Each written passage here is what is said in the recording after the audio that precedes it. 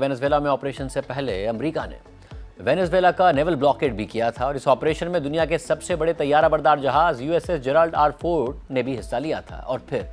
اس operation کے بعد Trump انتظامیہ نے اس اہم بحری جہاز کو ایران کے خلاف کارروائیوں کے لیے مشرق وسطیٰ بھیج دیا تھا اور ایران کے خلاف ابتدائی کارروائیوں میں یہ جہاز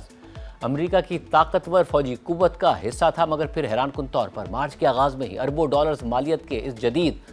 اور طاقتور بحری جہاز میں آگ لگنے کی رپورٹ سامنے آئی، جس کے بعد قیاس آرائیاں ہونے لگیں کہ شاید ایران کے کسی حملے میں اس جہاز میں آگ لگی ہے۔ تاہم اس کی کبھی تصدیق ہی نہیں ہوئی، بلکہ امریکی بحریہ نے اس آگ کے واقعے کو ہی ڈاؤن پلے کرنے کی کوشش کی۔ ساتھ ہی قیاس آرائیاں بھی ہونے لگیں کہ امریکہ نے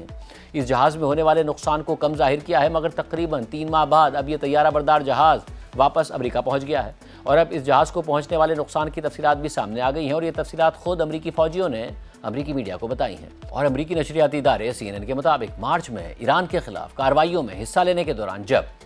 دنیا کے سب سے بڑے طیارہ بردار بحری جہاز پر آگ بھڑک اٹھی تو اس وقت امریکی بحریہ نے ایک مختصر بیان جاری کرتے ہوئے کہا تھا کہ آگ پر قابو پا لیا گیا ہے اور امریکہ کا یہ طیارہ بردار جہاز اب دوبارہ مکمل طور پر فعال ہو چکا ہے اور اس واقعے میں صرف 2 امریکی سیلرز کو معمولی چوٹیں آئی ہیں، لیکن CNN کو حاصل ہونے والی نئی ویڈیو سے واضح ہوتا ہے کہ USS جیرالڈ آر فورڈ میں لگنے والی یہ آگ امریکی بحریہ کے بیان سے کہیں زیادہ شدید اور تباہ کن تھی۔ اربوں ڈالرز مالیت کے جنگی جہاز کے وہ بستر جن پر امریکی فوجی سوتے تھے وہ مکمل طور پر تباہ ہو چکے تھے۔ بستروں کی جگہ صرف جلی ہوئی اور خراب دھات باقی ہے، جبکہ اوپر کی چھت بھی آگ سے بری طرح متاثر لگتی ہے۔ ویڈیو میں یہ بھی دیکھا جا سکتا ہے کہ چھت سے تاریں لٹک رہی تھیں اور بستروں کے ارد گرد زمین پر راکھ کے ڈھیر بکھرے ہوئے تھے، جبکہ CNN کے مطابق اس اہم بحری جہاز پر موجود ایک امریکی سیلر نے انہیں بتایا ہے کہ اس ایک موقع پر واقعی لگا تھا کہ وہ یہ جہاز کھودیں گے، یعنی امریکہ کا یہ انتہائی مہنگا 13 ارب ڈالر سے زائد کا طیارہ بردار بحری جہاز ڈوب جائے گا۔ اس سیلر نے آگ بجھانے کے دوران اپنے احساسات بیان کرتے ہوئے کہا کہ ہماری حالت یہ تھی کہ اس آگ سے یا تو لڑو یا پھر مرو، جبکہ اس امریکی سیلر اور اس واقعے سے واقف ایک سینئر امریکی عہدیدار کے مطابق جہاز کا آگ بجھانے والا نظام کام ہی نہیں کر سکا، جس کی وجہ سے سیلرز کو خود آگ بجھانے کے لیے بھاگ دوڑ کرنا پڑی۔ سینئر امریکی عہدیدار کا مزید کہنا ہے کہ امریکی بحریہ کے عوامی بیان میں اس آگ کے اثرات کو ڈاؤن پلے کرنے کی کوشش کی گئی، حالانکہ اس وقت USS Gerald R Ford Red Sea میں ایران کے خلاف امریکہ کی فوجی کارروائیوں کو سپورٹ فراہم کر رہا تھا اور آگ نے واقعی اس کی صلاحیتوں کو متاثر کر کے رکھ دیا تھا۔ امریکہ کے chief of naval operations admiral Darrell کارڈل نے اپریل میں کہا تھا کہ USS جیرالڈ آر فورڈ آگ لگنے کے 2 دن بعد ہی دوبارہ اپنا مشن شروع کر چکا تھا اور جہاز کو مرمت کے لیے عارضی طور پر یونان کی بندرگاہ جانا پڑا تھا، جبکہ آگ کی شدت اور آگ بجھانے والے نظام کے ناکام ہونے کے بارے میں سوال پر امریکی بحریہ کے ترجمان کا کہنا ہے کہ آگ کی تحقیقات ابھی بھی جاری ہیں۔ اس سے پہلے CNN نے رپورٹ کیا تھا کہ USS جیرالڈ آر فورڈ کے عملے کو آگ بجھانے، صفائی کرنے اور آگ کو دوبارہ بھڑکنے سے روکنے میں تقریباً 30 گھنٹے لگے تھے، جبکہ نقصان کی وجہ سے تقریباً 600 امریکی سیلرز اپنے بستروں سے محروم ہو گئے تھے۔ ان میں سے ایک سیلر نے امریکی بحریہ کی جانب سے ممکنہ کارروائی سے بچنے کے لیے نام ظاہر نہ کرنے کی شرط پر بتایا کہ یہ معاملہ اتنا خراب نہیں ہونا چاہیے تھا،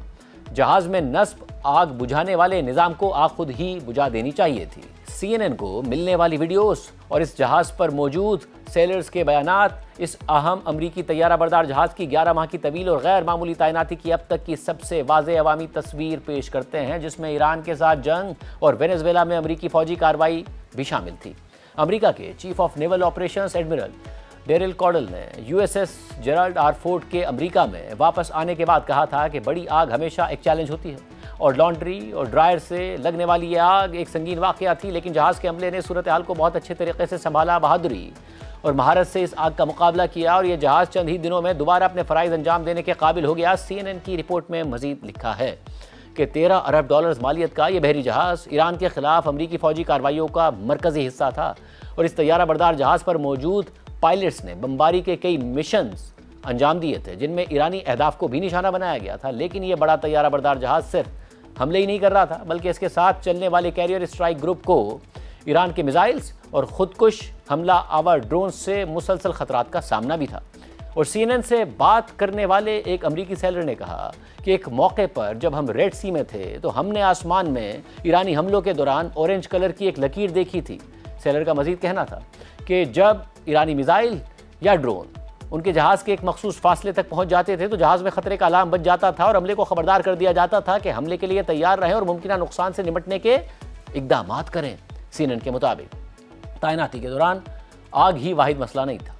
جہاز کے ٹوائلٹ بار بار بند ہو جاتے تھے اور ایک سیلر کے مطابق اگر آپ جہاز کے اگلے حصے میں ہوتے تو آپ کو ایک صحیح ٹوائلٹ ڈھونڈنے کے لیے جہاز کے پچھلے حصے تک پیدل جانا پڑتا تھا۔ رپورٹ میں مزید لکھا ہے کہ 2017 میں امریکی بحریہ کا حصہ بننے والا یہ جہاز USS Gerald R Ford nuclear power سے چلنے والے امریکہ کے 11 طیارہ بردار بحری جہازوں میں سب سے نیا اور سب سے زیادہ جدید ٹیکنالوجی والا ہے، اور یہ امریکی بحری طاقت کی مضبوطی اور اس کی حدود دونوں کی علامت بن گیا۔ ایک سابق مرین آفیسر کے مطابق اس بڑے بحری جہاز کا الیکٹرانک سسٹم اسے چھوٹے ڈرون سے لے کر بڑے طیاروں تک سب کچھ لانچ کرنے کی صلاحیت دیتا ہے، جس سے بحری کمانڈرز کو مختلف قسم کی فائر پاور کے اختیارات ملتے ہیں، اور باقی 10 امریکی طیارہ بردار جہازوں میں یہ صلاحیت موجود نہیں ہے۔ ایسے میں اب یہ جہاز اپنے طویل سفر کی وجہ سے ایک طویل مرمتی مرحلے کی طرف جا رہا ہے، جس میں آگ سے متعلق اضافی مرمتیں بھی شامل ہیں۔ ایک امریکی عہدیدار کے مطابق امکان ہے کہ USS جیرالڈ آر فورڈ کو دوبارہ سمندر میں جانے کے لیے کم از کم 1 سال لگ سکتا ہے، اور اس دوران دوسرے جہازوں کو اس خلا کو پر کرنا پڑے گا۔